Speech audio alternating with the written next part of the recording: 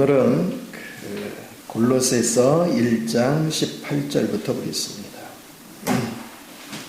18에서 23절까지를 보겠습니다. 자, 먼저 18절만 같이 한번 읽어봅니다. 시작. 그는 몸인 교회의 머리시라. 그가 근본이시여 죽은 자들 가운데서 먼저 나신 이시니 이는 친히 만물의 으뜸이 되려 하시니요. 아멘.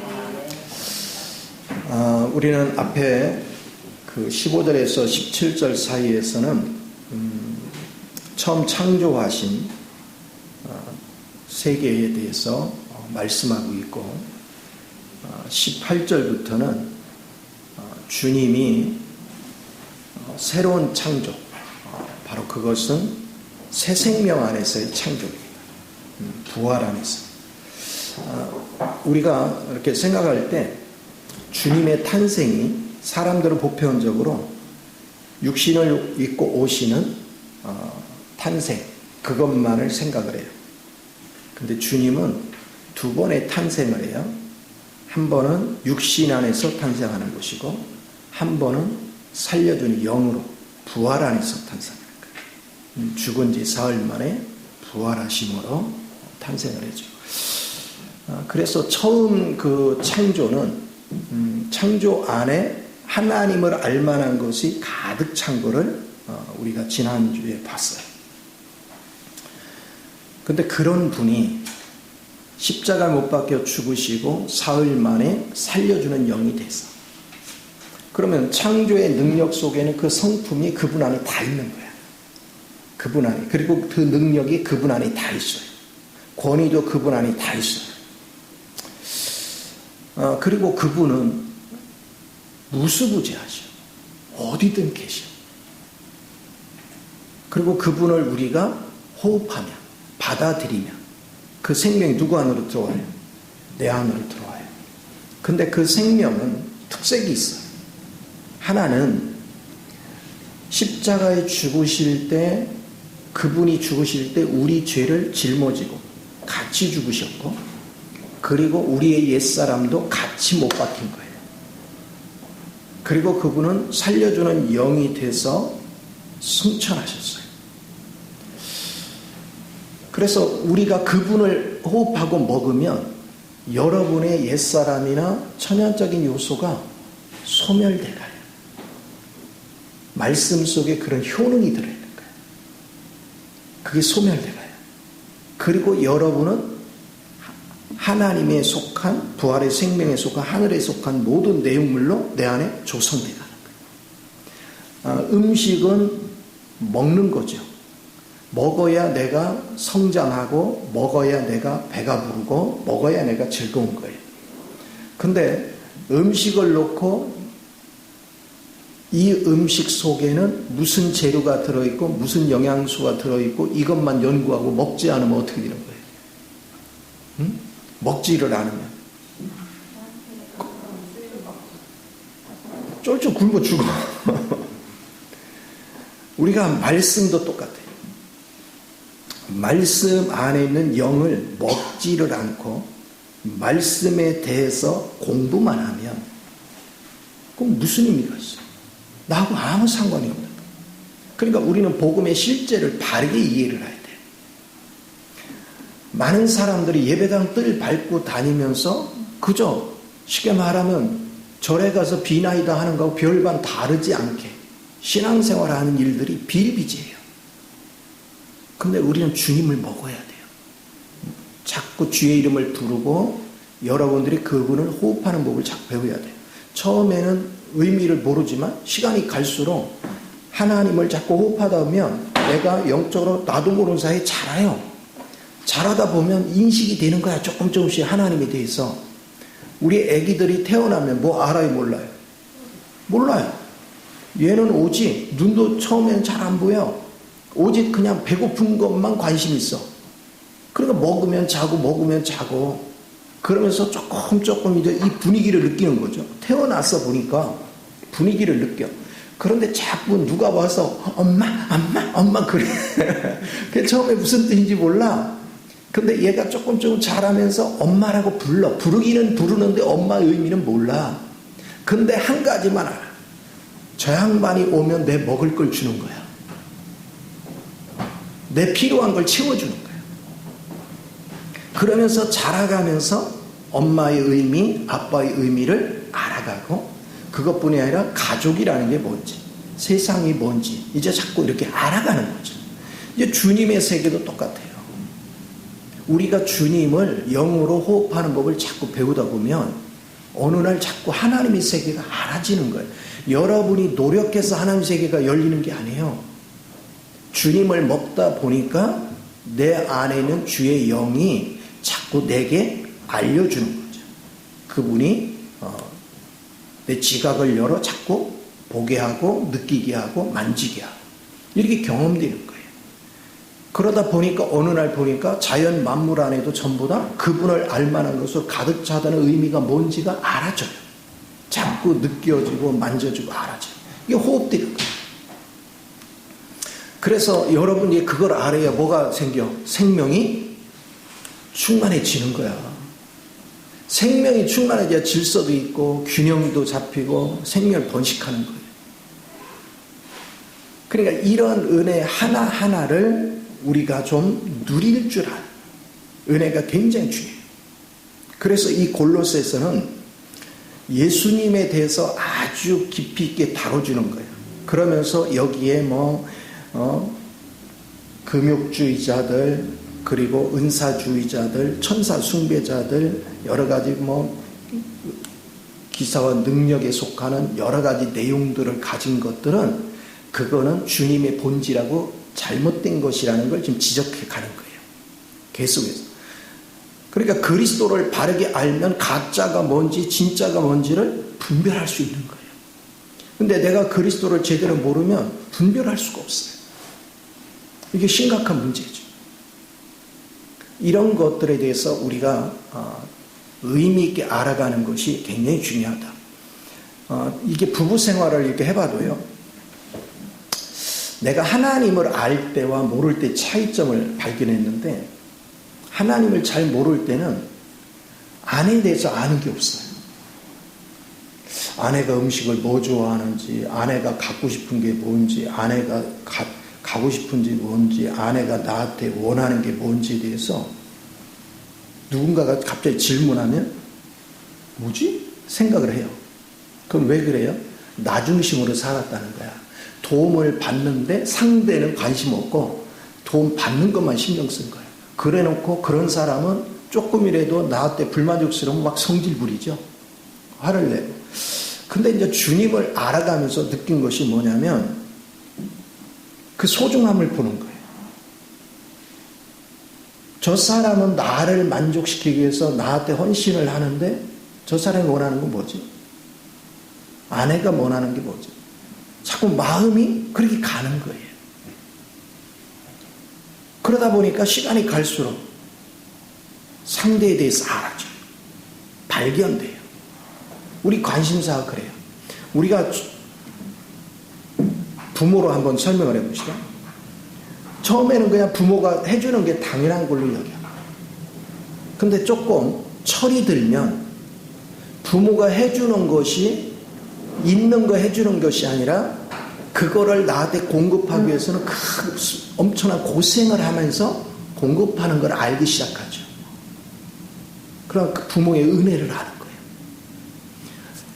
하나님의 자녀는요, 하나님을 계속해서 하나님 앞에 받으려고만 자꾸 하는데 내가 조금 영적으로 깨어날수록 주님이 어떤 희생의 대가를 치러서 내게 이걸 공급하는지를 알게 돼요.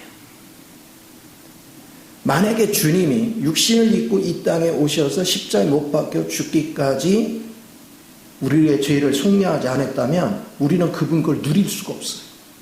그분 근처도 갈 수가 없어요. 근데 그분이 천박하신 분이 그렇게 당했으면 덜 억울한데 가장 완전하신 분이란 말이에요. 하나님이시라고요. 그분이 뭐가 아쉬워서 육신을 입고 내려와서 우리 죄를 대신해서 이 더럽고 추악한 죄인들을 위해서 그 희생의 대가를 지불했어요. 그리고 우리에게 이 생명을 줬어요. 근데 우리가 예수를 믿는다 하면서도 주님의 양식을 먹는다 하면서도 그분의 가치를 모르는 거예요. 나사렛 누이 마리아는 그 가치를 발견했을 때 자기에게 가장 귀하게 여기던 옥합을 깨뜨려서 주님 머리에 붓고 머리를 풀어 헤쳐서 뭐 했어요? 발을 씻겼어요. 그런데 주님과 3년 반을 쫓아다녔던 제자들은 그 가치를 몰랐어요. 그러니까 왜 허비하느냐? 주님을 향해서 하시는 말씀에 허비란 단어를 써요. 주님이 우리에게 주신 것은요, 값을 매길 수가 없어요. 하나님의 생명을 우리가 누리는 거예요. 근데 허비라는 단어를 써요. 그러니까 주님의 가치를 모르기 때문에 우리는 주님 앞에 아까운 생각을 갖는 거예요. 그러나 주님의 가치를 아는 사람은 아까운 게 없는 거죠. 모든 걸 헌신해도 하나도 아깝지가 않은 거죠. 그렇게 느껴가는 거예요. 그러니까 주님을 내가 알아가고 주님으로 자라고 있다는 증거는 그분이 내게 준 생명이 어떤 가치가 있고 이것을 내게 공급하기까지 그분의 희생이 어떤 사랑, 어떤 희생이 따랐는지를 알아가는 거예요. 그러면 그분이 그 엄청난 희생을 통해서 엄청난 대가를 지불하고 내게 새 생명을 줬으면 주님이 그 비싼 대가를 치른 그 죄악된 삶을 또 살아야 돼요, 우리가? 그럼 말이 안 되는 거죠. 그러니까 하나님을 먹고 마시고 누리면 이게 발견돼요, 어느 날. 그러니까 죄악된 자를 쳐다도 안 보는 거예요. 자동으로 안 가요. 그게 자연스럽게 주님. 그러면 이제 우리는 점차점차 뭐를 발견하기 시작하냐면 주님에 속한 걸 내가 누리는 거에는 관심들이 있었는데 주님이 나를 누리고 싶어 하는 거에 대해서는 사람들이 관심이 없어. 근데 이제 하나님을 발견할수록 그걸 발견해요. 아, 주님도 나를 누리는구나. 근데 부패된 성분 안에서 누릴 수 있는 게 없어요. 내 안에 그리스도의 내용물로 짜여지고 조성돼서 주님이 표현돼 나오면 그걸 누리는 거예요. 그게 감격스러운 거예요. 오늘 우리가요, 자녀들을 고생해서 키웠는데 이 자녀들이 부모한테도 잘할 뿐이 아니라 사회적으로도 잘 풀려서 잘 나가. 그럼 부모가 즐거워요, 안 즐거워요? 이 자식이 자랑스러운 거예요. 이 자식 그냥 뿌듯해 마음이. 그게 누리는 거예요. 자식을 누리는 거예요. 그러니까 우리는 하나님을 그렇게 누릴 수 있는 은혜 자리에 있어야 돼요. 그래서 우리 주님이 옛 창조라고 할 수 있는데 우리가 하늘과 땅을 창조한 이 모든 것, 옛 창조에 속한 모든 것들을 우리에게 줬지만 우리가 사탄에 오염돼 가지고 그거를 바르게 보는 눈이 없는 거야. 그 속에 하나님을 알만한 그 모든 신성으로 가득 차 있는데 그걸 보는 눈이 없는 거예요. 그래서 주님이 우리의 죄의 대가를 다 지불하시고 십자가에 못 박으시고 부활하신 다음에 우리에게 생명으로 들어오셨는데 그 생명을 사는 은혜 가운데 거하면 이제 그분 안에서 그게 보이죠. 부패된 우리는 보지 못했던 걸 주님의 생명 안에서는 훤히 보이잖아요. 왜냐하면 그분 자신이니까 다 보게 되죠. 누리게 되죠. 그러면 모든 것에서 우리는 누림이 있는 거예요. 즐거움이 있어요. 그래서 참 이게 엄청난 축복인 걸 보게 돼요. 그래서 신앙생활은 공부하고 배우는 게 아니에요. 누리는 거예요. 그분을 발견하고 누리는 거예요. 만약에 우리가 이렇게 남자와 여자가 이렇게 처음 이제 낯선 사람이 만날 때도 언제 호감을 가져요? 내가 보지 못한 아름다운 모습이 발견될 때 호감을 갖잖아요. 근데 자꾸 만나서 교제할수록 발견된 것이 사실이네. 그리고 그게 발견이 되는 게 더 많아질수록 뭐예요? 이 사람하고 같이 살고 싶다. 그게 누림이에요. 누리는 게 자꾸 많아지는 거예요. 누리는 게 많아지니까 같이 살고 싶은 거예요. 근데 이 사람을 만날수록 누릴 만한 게 없어. 그럼 만날 이유가 없죠. 그래서 우리는 부부간에도 서로가 누릴 게 있는 거야. 서로의 누림을 갖는 거. 그러니까 예수를 믿어서 여러분이 변화가 일어나면 이제는 내가 예수를 잘 믿고 있다는 증거가 뭐냐면 아내 입장에서는 남편이 아내에게서 누리는 게 많아져야 돼. 또 남편을 아내가 누릴 게 많아져야 돼. 그래야 그게 예수를 잘 믿고 있다는 증거야. 근데 신앙생활을 했는데도 서로 누릴 게 안 되고 예배 드리고 나서 집에 가면서도 서로 그냥 눈을 막 째려봐. 독사의 눈을 뜨고. 그럼 이건 누림이 아니지. 으르렁거리고. 코브라가 하도 많아가지고. 이게 심각한 문제예요. 그래서 참 우리가 주님을 알아야 돼. 그래서 주님이 오늘 18절에 이런 말씀을 하는 거예요. 그는 몸인 교회의 머리시라. 그러니까 새 창조는 교회를 창조하는 거예요. 새 생명 안에서 연합돼서 그리스도의 몸을 이루는 거거든요. 그러면 그분은 교회의 머리시라. 그가 근본이요 죽은 자들 가운데서 먼저 나시니 이는 친히 만물이 으뜸이 된다. 여기에 만물은 만유를 포함하는 모든 것들이에요. 근데 으뜸이라는 것은 1등, 2등, 3등 이런 의미가 아니야. 그분은 1등이고 우리는 2등, 3등이 그런 의미가 아니야. 으뜸이라는 얘기는 모든 만물을 포함하는 만유에 서 있는, 우뚝 서 있는 유일하신 분이라는 거야. 그분은 유일하신 분이야. 모든 걸 포함했어. 그러니까 그분이 누구 생명으로 들어왔어? 내 생명으로 들어왔다니까요. 주님을 영접했다는 얘기는 내 생명으로 들어왔어요. 그러면 그분이 들어오실 때는 우리 혼이 허락했기 때문에 들어온 거거든요. 영 안으로 들어온 혼이 받아들여야 돼요. 그러니까 영 안에 오셨어요. 그러면 이제 영 안에 들어오신 그분은 이제 우리 혼을 점령해 가기를 원하시겠죠. 혼도 지배하기를 원하는 거예요. 혼 속에 뭐가 있어요? 생각이 들어있고 감정이 들어있고 의지가 들어있고 거기에 양심이 들어있어요. 이거를 주님이 지배하기를 원하는 거예요. 그런데 신앙생활이라는 것은 말씀을 자꾸 먹어서 주님의 영이 충만해지고 또한 우리가 주님과 기도 생활을 하면서 그분의 풍성함을 내가 발견하고 먹고 마시고 누리는 훈련이 되면 자연스럽게 우리의 생각과 감정과 의지와 양심을 그분이 서서히 점령해 가는 거예요. 그분이 점령될 때 전에 얘기했죠. 연단이라는 캐릭터라. 인간의 작은 생명이 있는데 이 작은 생명을 하나님의 생명이 꽉 감싼 거예요. 그럼 얘는 인간의 생명 못 나와. 하나님의 생명이 완전히 사로잡으니까. 그러니까 하나님 인격이 나오는 거예요. 그런데 내가 은혜가 떨어져 성령을 소멸시키면 이게 느슨해지면 어떻게 돼? 옛날 게 도로 나와겠죠. 그러니까 우리는 항상 성령을 소멸시키면 안 되는 거야. 하나님의 영으로 항상 짜여지고 조성되도록 끊임없이 주님과 교통하면서 주님을 양식으로 자꾸 먹는 훈련이 돼야 돼요. 이게 놀라운 은혜입니다. 그러면 우리 주님은 모든 면에서 거룩하시고 그리고 마귀를 이미 멸하신 능력의 주님이시고 그리고 그분은 모든 걸 아시는 분이야.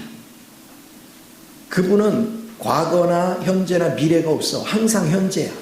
우리는 과거가 있고 현재가 있고 미래가 있지만 주님의 영은 항상 영원 전부터 영원 후까지 현재야. 그러니까 영원토록 어제나 오늘이나 영원히 동일하시라고. 변함이 없어. 그러니까 창세기부터 계시록까지 우리가 생각할 때 육신을 입은 우리가 생각할 때 과거라고 생각되는 시대에 역사했던 그 하나님이나 오늘 우리에게 역사하는 하나님은 다른 분이 아니고 같은 분이에요. 그럼 그 풍족하신 주님, 그분 안에 무궁무진한 지혜와 능력과 그분의 아름다운 인격에 속한 것, 신성에 속한 모든 내용물을 다 포함하고 있는데, 내가 그분을 먹고 마시고 호흡하는 이 누림의 삶을 거기에 영적 눈이 떠져야 여기 인생이 바뀌는 거예요. 그러니까 우리는요, 예수를 믿는다는 것은 뭐하냐면, 예수란 분이 저기는 난 저분 믿어, 이런 의미가 아니에요. 믿는다는 것은 그분을 내 안으로 받아들이는 거예요. 계속해서 호흡하고 받아들이는 거예요. 그래서 그분이 내 생명으로 나를 인도하게 만드는 거예요. 나의 인생을 살아주게 만드는 거예요. 내가 살 때는 실패의 연속이었어요. 부패린 삶의 연속이었어요. 그러니까 주님이 내 안에서 사시면 그분은 모르는 게 없어. 전지전능하셔. 이게 놀랍죠. 그런데 주님의 몸이 있으면 그분은 머리가 되심과 동시에 우리 몸에 흘러내는데, 몸을 이루는 거는 사람 한 명이 아니야. 여러 명이 부분적인 지체가 돼서 연합이 되는 거야. 그러니까 우리는 지체들은 떨어져 있어야 돼? 하나로 돼 있어야 돼? 그래요. 항상 하나로 붙어 있어야 돼. 연결돼 있어야 돼. 그리고 지체들이 서로가 도와주고 서로가 도움받고 서로가 협력하지 않으면 몸은 유지할 수가 없어. 서로 교통해야 되는 거예요. 머리 되시는 주님의 뜻에 순종해야 되고, 지체와 지체끼리는 끊임없이 교통이 이루어지고 서로가 봉사를 해줘야 돼요. 서로 섬겨줘야 돼요. 우리 몸의 구조를 보면 몸의 어느 부분이 안 좋아지면 모든 지체가 그 몸의 회복을 돕잖아요. 머리의 지시를 따라서. 이거를 우리가 할 수 있어야 돼요. 그렇게 되도록. 그러니까 영적인 눈이 열리면 그 필요성을 알게 돼요. 누구는 뭐 영성이 있고 누구는 없고 그런 차원이 아니에요. 우리가 한 몸 안에 있는 같은 몸이구나, 우리가 서로가. 그러니까 상대가 좀 부족한 거 있으면 서로가 도와줘야 되는 거야. 세워줘야 되는 거야. 왜? 저 사람이 잘 되는 게 누가 잘 되는 거예요? 내가 잘 되는 거예요. 이게 귀한 거예요. 우리 박신인 권사님이 잘 되는 게 누가 잘 되는 거예요? 제가 잘 되는 거예요. 그러니까 하나님을 바르게 알고 바르게 누리는 것이 내가 잘 되는 거예요. 그러니까 어찌됐건 간에 잘 될 수 있도록 우리가 서로 협력을 하는 거죠. 그러니까 우리가 봉사를 하는 것이 내 몸을 인식하면은 봉사가 귀찮아요? 마땅한 거예요. 마땅하고 즐겁죠. 그런데 남이라고 생각하면 내가 무슨 막 적선하듯이 하지요. 봉사해놓고 막 티내고 내가 너를 도와줬는데 이렇게 하죠. 하나님을 모르니까. 우리가 하나님을 알면 서로를 이렇게 섬기는 법을 파는 거예요. 그래서 으뜸이라는 그 개념을 잘 이해해야 돼요. 그분은 만유시라는 거예요. 만유라는 것은 우주 공간 안에 필요한 모든 것들이 그분이 존재하지 않으면 존재할 수가 없는 거예요. 그분이 존재함으로 모든 게 존재하는 거예요. 해와 달과 별이나 모든 것들도 그분으로 인하여 존재하는 거예요. 이게 굉장히 중요합니다. 그러니까 우리는 눈에 보이는 세계를 누리는 것도 보이지 않는 그분이 존재하기 때문에 내가 오늘 누릴 수 있는 거거든요. 그럼 보이지 않는 그분을 우리가 누릴 줄 알아야 돼. 우리도 마찬가지예요. 우리가 어떤 행동을 하고 어떤 삶을 사는 거는 우리가 보이는 걸로 인해서 사는 게 아니라 보이지 않는 나의 생각, 나의 감정, 나의 의지가 움직여서 내 몸을 움직여서 활동하게 하는 거죠. 이게 굉장히 중요한 거예요. 보이지 않는 것. 그러니까 세상에 눈에 보이는 것들은 보이지 않는 것으로 인하여 나타났나니 그걸 우리가 발견하는 것. 그래서 신앙생활은 자꾸 이렇게 무슨 지식을 터득하려고 애쓰면 안 돼요. 성경을 읽을 때도 성경의 막 스토리를 이해하고 거기에 이게 무슨 뜻인가 막 자꾸 생각을 동원해서 지식적으로 이해를 하려고 하니까 주님이 안 나타나는 거예요. 지식화가 되면 주님을 놓쳐요. 바리새인들이 바울로 설명을 해봅시다. 바울이 주님을 만나기 전까지는 바리새인과 똑같았죠. 그는 지식이 출중했어요. 그런데 한 일이 뭐예요? 예수 믿는 사람 잡아다가 핍박하고 감옥에 가두고 괴롭히는 거예요. 그런데 주님을 만나고 나니까 다 우리 같은 몸 안에 지체야. 그러니까 뭐 하죠? 가서 섬기자. 섬기는데 상대가 깨닫지 못하고 나를 핍박하고 나를 욕하고 나를 괴롭히지만 더 긍휼한 마음으로 섬겨요. 그걸 다 당하면서. 왜? 한 몸을 인식하는 거예요. 만약에 그걸 보지 못했다면 그 매를 맞아가며 그 고통을 받아가며 사역을 감당했을까요? 못해요. 우리가 주의 은혜를 입어야 돼요. 주의 생명이 우리의 삶을 지배해야 그게 가능해지는 거예요. 이게 심각한 것을 우리가 보는 거예요. 그러면 우리가 교회라는 간판은 붙어 있는데 사람들은 많이 모여놓고 영의 생명이 속으로 흘러서 성부, 성자, 성령으로 짜여지고 조성되고 서로가 그 안에서 교통해서 한 몸같이 움직여가는 그런 살아있는 교회가 돼야 되는데 그렇지 않고 각자 지식에 따라 각자의 사회적인 지위나 각자의 학식 수준이나 각자의 성경을 깨달은 수준에 따라서 잘난 척하고 상대를 무시하고 판단하고 정죄하면 하나 됩니까? 분리됩니까? 분리가 되죠. 그거는 교회가 쪼개지거나 분리되면 하나님의 집을 더럽히는 거예요. 그런 자는 뭐를 받을지어다? 저주를 받을지어다. 그래서 우리는 건물을 성전이라고 부르면 안 돼요. 예배당. 우리 믿는 자의 연합을 교회. 근데 교회는 머리 되시는 그리스도의 명을 받을 줄 아는 사람의 모임. 그게 교회예요. 근데 머리 되시는 그리스도와 상관없이 자기 뜻대로 자기 멋대로 한 사람은 교회 밖으로 나간 사람이에요. 그래서 그런 사람은 거듭났음에도 불구하고 그리스도에서 끊어졌어. 은혜에서. 은혜 밖으로 나가 있는 거예요. 우리 몸에 붙어있는 지체 하나가 몸에서 분리되면 어떻게 돼요? 아니 몸에서 분리돼 나오면 그건 죽은 거죠. 그걸 알아야 돼요. 그래서 우리가 예수를 잘 믿을수록 화합이 일어나는 거예요. 연합이 돼 가는 거예요. 그러면 우리가 내 고집대로 살 수 있어요, 없어요? 내 고집대로 살 수가 없는 거예요. 옆 사람이 잘 돼야 내가 잘 되는 거야. 그러면 서로가 잘 되는 비결은 뭐냐? 머리의 지시에 철두철미에 따라야 되는 거야. 순종해야 돼요.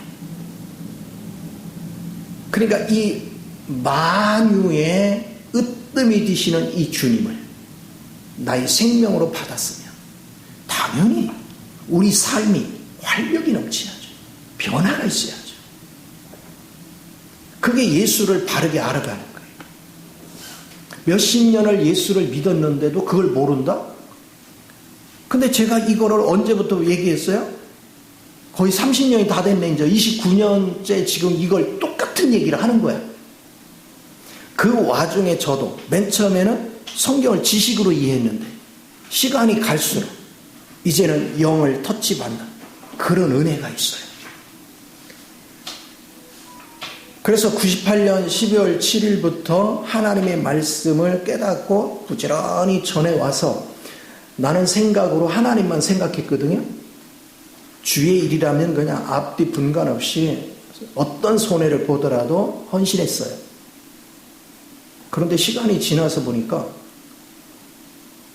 우리 하나님이 제가 천안에 있을 때 거기서 깨닫게 해준 건데 저수지를 이렇게 밤에 산책을 하고 있는데 하나님이 가르쳐 준 거예요. 아니, 나는 나름대로 열심히 했는데 이상하게 뭔가 막힌 것 같고 힘들어. 그래서 쭈글쭈글 그렇게 기도하며 걷고 있는데, 야, 너는 나하고 일을 안 하고 나를 위해 일한다면서 네가 앞서가지고 하도 급하게 서둘러서 나는 너 붙잡고 가로막기 바빴다.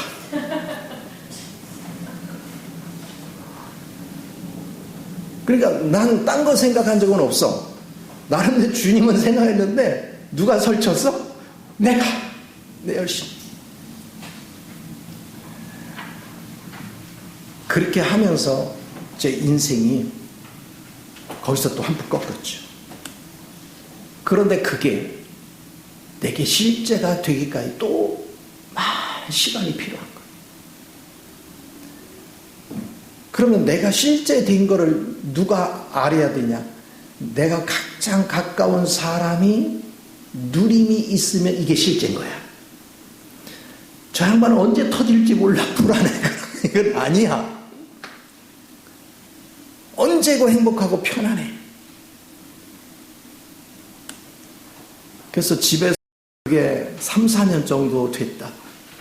그러면 나는 30년 가까이 목회하면서 이제 옆 사람이 나한테 진짜 누림을 겪는 게 이제 3, 4년 됐다는 거야. 그러니까 우리가 영적으로 실제된다는 게 그렇게 간단한 게 아니에요. 끊임없이 우리는 실제화시키는 훈련이 대단히 중요하다. 주님 앞에 우리가 당도해서 심판대에 서면 하나님이 묻는 거는 네가 지식이 얼마나 있느냐 없냐 그거 묻는 게 아니에요. 너에게서 내가 누릴 수 있는 요소가 얼마나 되느냐. 삼위일체 하나님에 속한 것 외에는 주님은 누릴 것이 없어요. 다른 건 다 오염됐기 때문에. 삼위일체 하나님만 누림이 되는 거죠. 그 주님으로 조성이 돼야 되는 거예요. 이것을 우리가 깊이 인식하는 거 너무나 중요해요. 그렇습니다. 21절에 이렇게 19절에 보세요. 아버지께서는 모든 충만으로 예수 안에 거하게 하시고, 그 예수, 우리가 그 예수를 받아들였는데 예수 안에 하나님 아버지에 속한 모든 내용물이 가득 차 있어. 충만으로. 그러니까 예수님을 누리면 아버지에 속한 모든 걸 누리는 거야. 그 모든 것이 어느 정도인지는 우리는 잘 몰라요. 내가 누린 것만큼만 아는 거예요. 그런데 내가 누린 건 하나님의 그 무궁무진한 거에 비하면 어쩌면 점 하나도 안 될 수도 있어요. 근데 우리는 조금만 치어가고 막 기고만 잘해서 아는 것 같이 행세를 해요. 근데 주님을 알면 알수록 안다라고 말하지 못해요. 그리고 주님을 알수록 내 속에 아직도 처리되지 않은 죄가 얼마나 많은지를 알아요. 부패성이 얼마나 많은지를 알게 돼요. 그걸 발견하면 잘난 척할 수가 없고 누구를 함부로 판단할 수가 없어요. 온유해지고 겸손해지고 부드러워져요. 그리고 내가 하나님을 알든 모르든 하나님은 여전히 나를 사랑하고 여전히 나를 붙잡고 계시고 임재 가운데 나를 이끌어 보호하고 계세요. 그 주님을 알게 되는 거예요. 그래서 지금까지 살아온 게 내 열심으로 산 줄 알았더니 다 알고 보니까 주의 은혜야.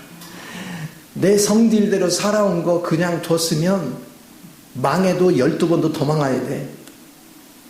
근데 주님이 그놈의 성질머리까지 다 용납하시고 은혜롭게 하잖아요.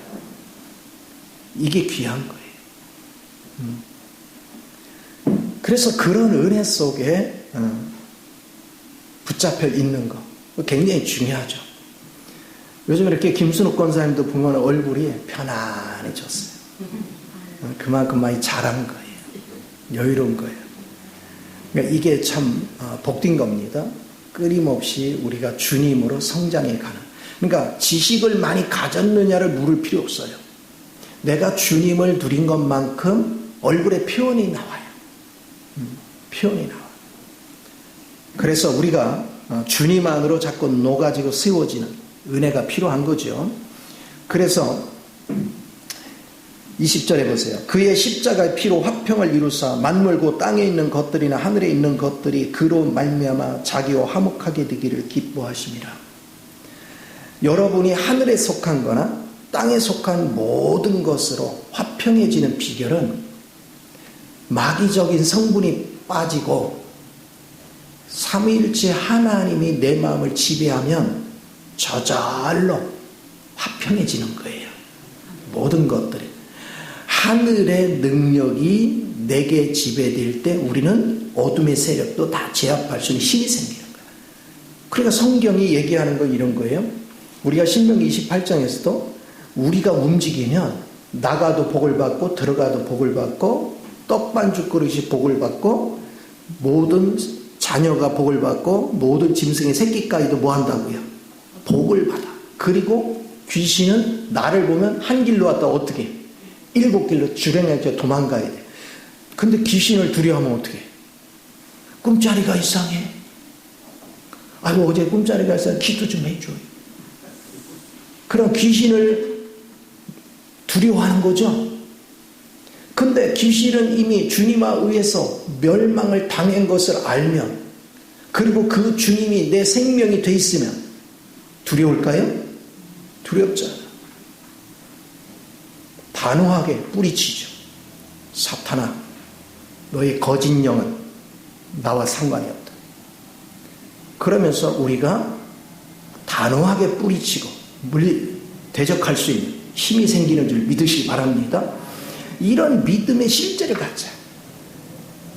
이론에 머물러 있지 말고 이 실제를 누리고 실제 안에서 사는 은혜가 되어지면 주님의 성분으로 가득 차면요, 미운 사람이 존재하지를 않아요.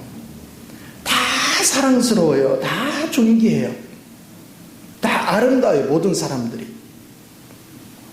그리고 좀 모간하고 좀 부족한 사람이 있으면 아직 덜 자라서 그런 거야. 우리 애기들도 자라다 보면 앞뒤 분간을 못하면 자기가 잘못해놓고도 무조건 제가 잘못했다고 하잖아. 그쵸? 나는 잘했는데 제가 잘못했다고 그러잖아. 만약에 부모가요, 네가 잘못했잖아. 그럼 얘는 막 울어 떼쓰고 억울하다고 이거. 그래서 유능한 부모는 그랬어, 속상했겠네, 이렇게 격려해주면 끝이야. 간단한 거예요. 그러면서 바르게 잡아줄 건 편안하게, 또 애가 편안할 때 이렇게 잡아주고. 우리의 삶이 그런 거예요. 주님을 어떻게 누리는가. 목소리 크고 따지기 좋아하고 이건 이렇고 저렇고 이랬는데 그거는 전부 다 사탄이 조종하는 사람이에요.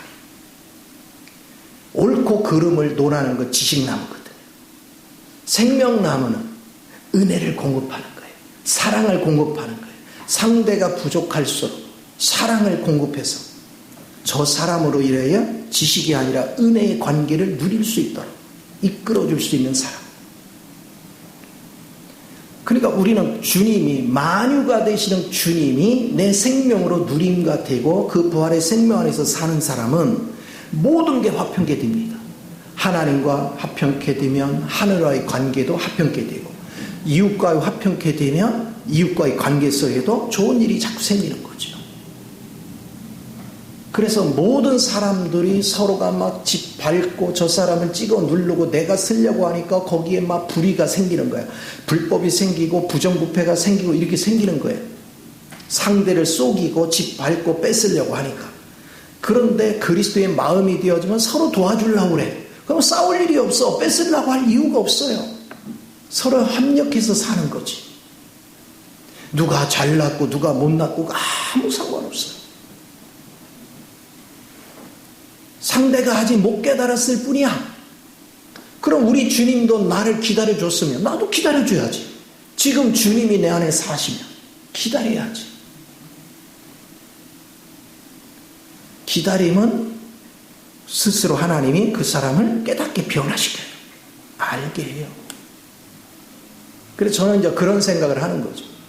나도 일찌감치 하나님 말씀에 대해서 깨닫고 열심히 했지만 결과적으로 내가 주님을 누리기까지는 20년이 넘은 세월이 걸린 거야. 그러면 성도들은 나보다 더 힘들지. 맨날 성경 보고 기도하고 말씀만 전하는 사람도 그 정도 되면 생활전선에서 막 이렇게 헐떡이며 살아가면서 따라오는 사람 입장에서는 쉬운 일이 아니잖아요. 그래서 우리는 말씀을 배우는 자가 되지 말고 누리는 위치를 자꾸 경험을 해야 돼요. 그래서 여러분들이 가정에서 제일 먼저요, 부부가 화합을 해야 되거든요. 그러면 제가 그전부터 그런 얘기를 많이 했어요. 어느 집을 가면은 잘 꾸며지고 아름다운 것들로 장식된 것들이 있는가 하면 또 앞에 뭐 꽃 화분이 있거나 이러면 그거 즐기면서 아우 꽃 이쁘다. 아이고 집도 그냥 깔끔하네. 거기까지 즐기면 좋잖아. 굳이 옆에 이렇게 둘러보더니 쓰레기통을 뒤져. 이 집도 별거 없네. 쓰레기.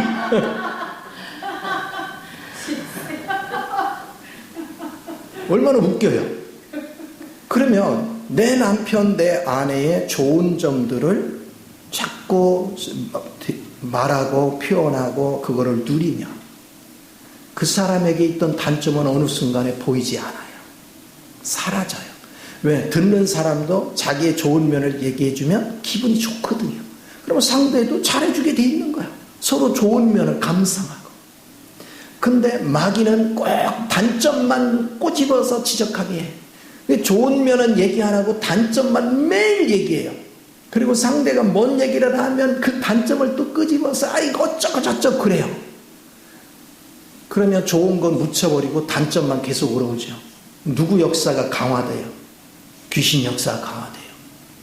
알고 보면 좋은 사람인데 좋은 게 더 많고 단점은 적은데 적은 단점을 강화시키고 자꾸 말을 하니까 좋은 면은 묻혀버리고 악마로 된 거야. 어리석게 사는 거 인생을. 하나님을 제대로 알고 누리면 누릴수록 좋은 면을 자꾸 말하는 거예요. 그러면 좋은 면이 적은 것이 있어도 자꾸 말할수록 커지는 거예요. 이게. 가장 천국을 이루는 거죠. 그게 주님으로 내가 성장하고 있다는 증거예요. 그래서 우리는 주님에 관한 지식이 필요한 게 아니라 주님을 표현하는 법을 자꾸 배우라. 그래서 우리 주님은 좋은 면들을 자꾸 강조하는 거죠. 자, 그런가 하면 또 보세요. 21절에 전에 악한 행실로 멀리 떠나 마음으로 원수가 되었던 너희를 죄가 가로막힐 때는 서로가 뭐 했어요? 원수였어요. 우리 안에도 내 마음이 옛사람의 점령을 당하고 영 안에는 주님이 계시면 영 안에 있는 주님과 내 마음에 있는 이것이 충돌을 해요. 다퉈요. 그럼 마음이 항상 편치가 않은 거예요. 그런데 내가 주의 말씀을 자꾸 먹으면 이거를 소멸시키는 능력이 그 안에 있기 때문에 자꾸 갈수록 내 생각, 내 감정, 내 의지가 약화되고 주님이 내 마음을 지배해 가는 거죠. 그러면 신기하게 시간이 갈수록 좋은 면이 보여요. 왜? 사랑의 시각으로 보기 때문에 그래요. 주님의 사랑 안에서 보면 안 좋은 것도 다 좋게 보여요. 아이 뭐 그럴 수 있지 뭐 그거 좀 완벽한 사람이 어디 있어 그러면서 사랑으로 다 덮어요. 사랑으로 나의 허물을 덮어주고 따뜻하게 해주는 사람이 좋아요? 지적질해주는 사람이 좋아요? 박신희 권사님 얘기해봐요. 그렇죠. 그러면 사랑으로 보듬어 주는 사람이 좋으면은 최악의 집사님은 사랑을 하도 해서 행복하겠죠. 권사님한테 사랑을 하도 받아서 이게 굉장히 중요한 거예요. 우리는 누군가가 나한테 어떻게 해주면 좋은 건 알아. 그런데 나는 다른 사람한테 그렇게 안 해. 그럼 누가 더 악마 같아? 그렇게 되는 거예요. 그러니까 그거를 발견하고 그걸 변화시켜야 해요. 그 전에 그런 부부가 너무너무 싸워가지고 처방을 제가 내린 적이 있는데 말씀에는 지각이 아직 안 열렸고, 그래서 거기는 그 당시 이제 결혼 생활한 지 한 7, 8년쯤 됐던 가정인데 아주 막 하루에도 그냥 수시로 싸워. 거기는 대화가 싸우는 거야. 그래서 제가 8절지, 그 A4 용지에 4배인가? 2배인가? 네, 8절지를 서로 잘 보이는 데다가 책상 위에다 붙여놔라. 그리고 아내는 남편의 장점이 발견되는 대로 써라. 아내는 남편의 장점이 발견되는 대로 쓰고, 남편 아내의 장점이 발견되는 대로 써라. 단점은 쓰지 말고 장점만 써라. 그러니까 처음에는 발견이 안 돼. 못된 것만 보여. 그런데 장점을 발견하려고 마음을 쓰니까 날마다 하나하나 보이는 거야. 보여서 쓰다 보니까 나중에 보니까 꽉 찬 거야. 세상에 이렇게 좋은 면이 있는데 안 좋은 거 몇 개만 가지고 사람을 그냥 맨날 묵살로 만든 거야. 그러니까 막 악에 바쳤던 거지. 쓰다 보니까 자기가 은혜 받는 거야. 그리고 서로를 보니까 상대가 나의 좋은 점을 발견해서 기록한 걸 서로 읽으니까 화가 자제가 되는 거야. 통제가 되고. 그리고 제가 또 뭘 가르쳤냐면 장점이 발견됐으면 그걸 매일같이 떠오른 대로 칭찬해요. 그 장점. 그러니까 그 집의 대화가 악마화된 대화가 사라지고 축복의 대화로 바뀌어갔죠. 그러니까 처음에는 그게 쉽지 않아요. 막 지지고 싸우다가 그거 표현하기가 쉽지 않아요. 근데 그게 되는 거예요. 그래서 제가 이제 출퇴근할 때, 신랑 출퇴근할 때 문 밖까지 나가서 인사를 해라. 올 때도 오는 소리 나면 반갑게 나가서 그렇게 반겨주고 이렇게 해라. 근데 경상도 지역의 사람들이 낯간지러서 그걸 어떻게 또 안 하던 걸 하려니까 쉽지 않잖아요. 그러니까 이거를 작성한 거를 자꾸 하다 보니까 한 달쯤 지났는데 그럴 마음이 생기더라는 거예요. 그래서 하루는 이렇게 가는데 잘 다녀오세요 하고 부끄러워가지고 막 들어간대요. 처음으로 그걸 한번 했는데 그 남편이 기분 좋다고 저녁에 수박을 사들고 생겨나서 수박. 그러니까 이제 그 이튿날도 너무 부끄러운데 어제 했는데 또 오늘 안 하기가 좀 그렇고 하자니 또 낯간스럽고 그래도 그냥 실천을 옮긴 거죠. 그걸 하다 보니까 집안 분위기가 완전히 바뀌는 거예요. 천국으로 바뀌어요. 그래서 나중에 엄청나게 사이가 좋은 그런 관계를 갖게 되는 걸 보게 되는데 바로 그런 거예요. 주님께서 이렇게 했죠. 구원은 주의 이름을 부르는 자는 뭐 한다고 했어요? 구원을 받는다. 그러니까 주의 이름을 부르는 건 주님 안에 있는 내용물을 내가 표현하는 게 다 주의 이름을 부르는 거예요. 그러니까 주님의 내용물을 자꾸 표현해 버렸다면 다 사는 길이 열리는 거예요. 행복해지는 거예요. 우리가 이 은혜를 누릴 수 있어야 돼요. 그래서 신앙생활이 여러분이 표현이 그렇게 중요합니다. 자꾸 표현하는 거.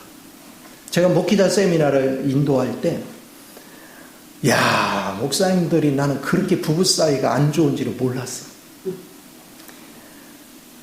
목사님이 이렇게 설교를 하잖아요. 이제 얘기를 들어보면 사모가 뒤에서 이런데 이게 무슨 얘기냐면 목소리 톤 좀 높여. 목소리 톤 좀 낮춰. 그런 말은 그 눈치 보는 거야. 그 소리를 내가 듣고 사모가 하나님이네. 목회자는 하나님의 인도를 받고 하나님의 말하게 하심을 따라 말하는데 사모 눈치 보며 하네? 여기는 사모가 하나님이시네? 사모가 하나님인데 이곳에 될 리가 있느냐. 그러니까 교회가 사람이 안 모이지. 사모가 자꾸 지시하고 따지는데 얼굴이 무중충해지고 막 얼굴에 빛이 안 나. 근데 누가 오겠냐. 남편의 길을 살려라. 남편의 얼굴을 밝혀줘라. 그건 뭐냐. 좀 부족해도 그래도 당신이 최고야. 자꾸 인정해줘. 좋은 면을 자꾸 얘기해줘라. 그럼 변하는 거예요. 은혜가 있으니까 행복하잖아. 내가 행복한 말씀을 주지. 그렇게 변화시켜 가는 겁니다. 그래서 저는 지식을 먼저 얘기한 게 아니라 그런 거를 많이 강조했어요. 부부끼리 서로가 좋은 점을 발견해서 그걸 자꾸 표현해주라. 자, 보세요. 여러분이 하나님이 보이지 않는 하나님이 어떻게 보입니까? 우리 영이 어떻게 열려요? 내가 생활 속에서 서로가 사랑을 나누고 서로가 화합하는 것을 보면 거기서 하나님을 느끼는 거예요. 하나님을 발견하는 거예요. 아, 하나님도 나를 이렇게 이끄셨구나. 이렇게 세우셨구나. 이렇게 자꾸 지각이 열리고 깨달아 가다 보면 어느 날 하나님의 세계가 성경 속에서 만져지는 거야. 스토리가 만져지는 게 아니라 그 환경 속에서 하나님이 어떻게 대처한 것이 보이는 거예요. 이게 은혜예요. 우리는요, 예를 들어서 다윗이 사울에 쫓겨서 막 여기저기 좌충우돌 하잖아요. 그럼 우리가 볼 때는 저 사울 저거 아주 그냥 못된 거 어쩌고 이렇게 하잖아. 그런데 사울도 하나님이 지키고 있고 다윗도 지키는 거야. 하나님은 다윗 속에 있는 독을 빼내고 하나님의 은혜가 주입되게 만드는 거예요.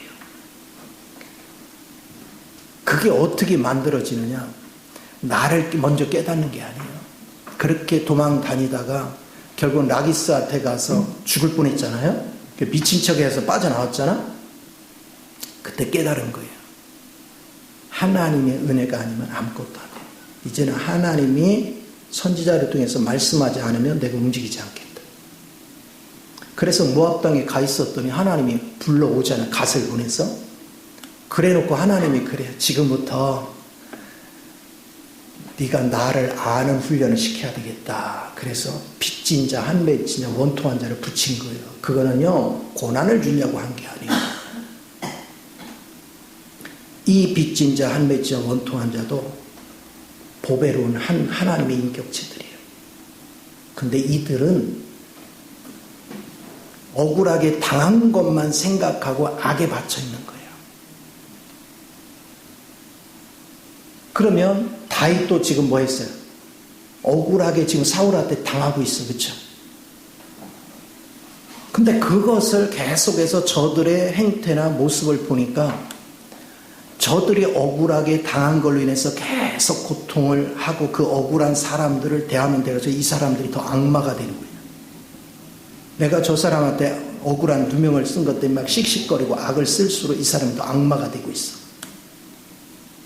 근데 신기해요. 마음에서 용서하고 주님을 자꾸 받아들였더니 저절로 용서가 돼. 깨닫지 못하면 저럴 수 있어. 깨닫지 못하면 저럴 수 있어. 다윗이 그들의 의견하고 안 맞고 하나님의 뜻대로 움직일 때, 그일라 땅을 할 때 위험이 막 처하게 되니까 그들은 돌을 들어서 찍어 죽이려고 하잖아. 지금 다윗의 돌봄을 받으면서도. 그러나 다윗은 그걸로 화를 낸 게 아니라 이런 와중에도 하나님이 나를 지키시고 저들도 하나님을 모르면 저렇다.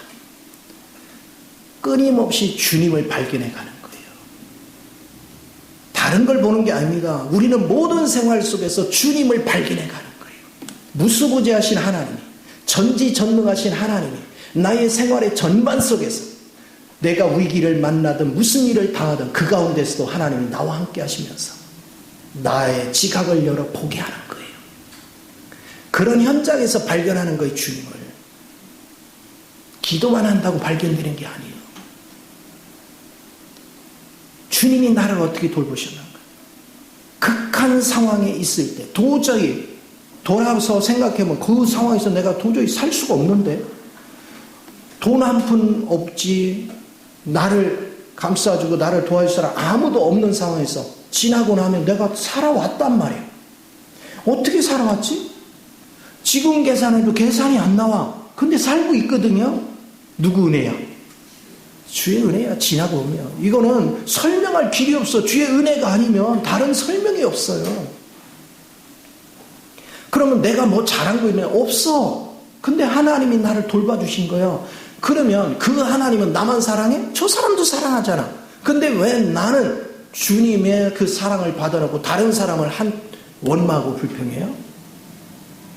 같이 주님의 마음을 알았으면 긍휼히 여기고 기다려주고 그를 세워줄 생각을 해야지. 내가 행복을 추구하면 상대도 행복을 추구할 거 아니야. 내가 좋은 것은 저 사람도 좋은 것이고 내가 나쁜 건 저 사람도 나쁜 것이고 주님을 알수록 이걸 깨달아가는 거예요. 이 세계 속에 여러분이 세워지는 게 대단히 중요해요.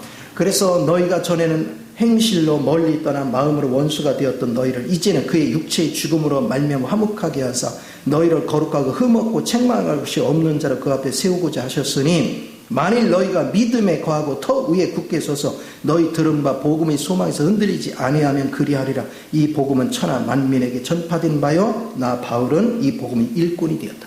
무슨 얘기입니까? 제가 지금까지 설명한 내용들을 누리고 받아들이고 하는 모든 과정이 그게 믿음이에요. 그걸 받아들이는 게 믿음이에요. 그 터에 우리가 살아가면 예수님의 십자가에서 나의 죄 문제를 해결한 그 문제가 그거는 그냥 저절로 소멸돼 가요. 그리고 내 안에 주님의 인격과 주님의 생명과 주님의 능력이 자꾸 짜여지고 조성돼 가니까 내가 하나님같이 바뀌는 거예요. 내가 너그러워지고 관용할 줄 알고 그리고 갈수록 순수해져 하나님 앞에. 그게 성결해지는 거예요. 그리고 사람이 양순해져. 이게 복이에요. 이렇게 되다 뭐 어느 날요 남편이나 아내를 보면 아 이분이 주님이시구나. 그걸 어느 날 느끼는 거예요. 주님이 딴 데 있는 게 아니에요. 내 마음속에 하나님의 영이 가득 차면 다 주님으로 보이는 거예요. 이거를 우리가 봐야 돼요. 우리가 양과 염소의 심판을 할 때 주님이 그러잖아요. 어려운 자들을 먹이고 돌아보고 헐벗은 자를 입히고 그게 누구한테 한 거래? 주님께 한 거래. 우리가 영적으로 성장할수록 옆 사람이 주님으로 보이는 거예요. 내가 주님을 사랑하고 주님을 믿고 주님의 뜻을 따른다면 그러니까 옆 사람한테 함부로 할 수가 없지요. 왜? 그러면 주님으로 보이거든요. 내가 주님 대하듯이 대하는 거예요. 그게 억지로 하는 게 아니에요. 자연스럽게 그렇게 돼요. 허물을 주목하는 것이 아니라 그 안에 심겨진 그리스도를 보는 거야. 아직 덜 처리된 옛사람이나 천연적인 거 그건 어차피 시간이 지나면 없어질 거야.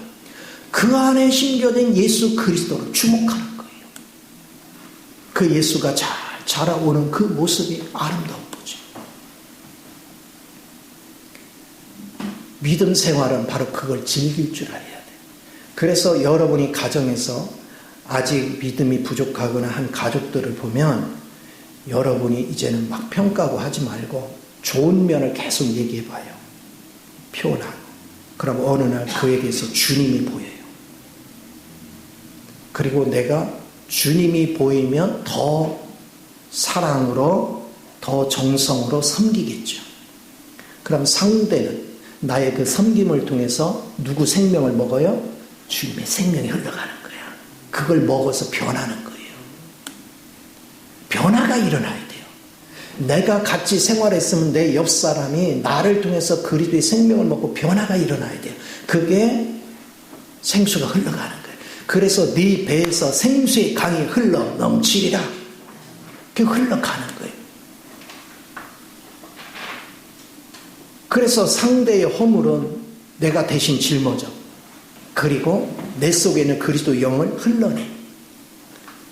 그것이 고린도서 4장 10절에서 12절까지 말씀이잖아요.